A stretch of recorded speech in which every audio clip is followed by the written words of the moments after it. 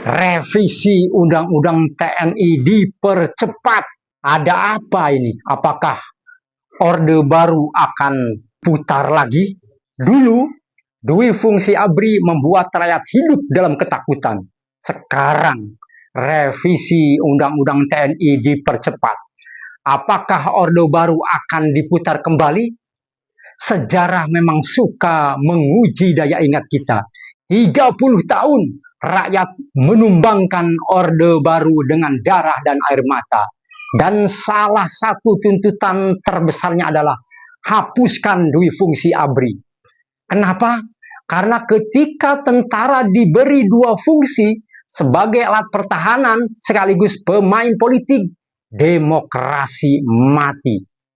Kita masih ingat, anggota ABRI duduk di kursi DPR, gubernur dari militer, rektor kampus dari militer, bahkan lurah pun bisa dari militer. Rakyat bukan lagi pemilik negeri, rakyat hanya jadi objek yang harus tunduk atas nama stabilitas. Stabilitas ala siapa? Iya, ala penguasa. Yang berbeda pendapat dicap subversif, yang demo dipukul, yang menulis kritik dibredel.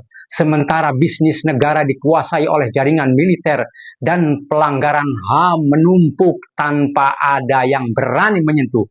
Itulah wajah gelap Dwi Fungsi ABRI. Dan kini sejarah seperti mau diputar ulang lagi. Revisi Undang-Undang TNI tiba-tiba dipercepat, bahkan lebih cepat dari Undang-Undang Perampasan Aset yang sudah belasan tahun mandek.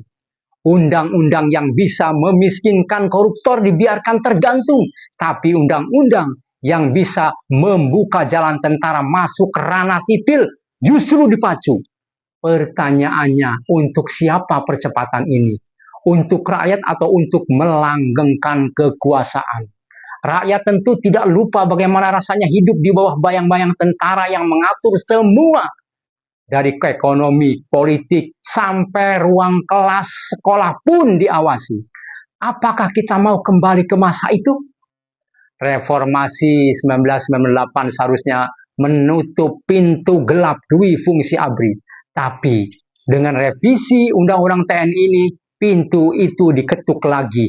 Perlahan tapi pasti.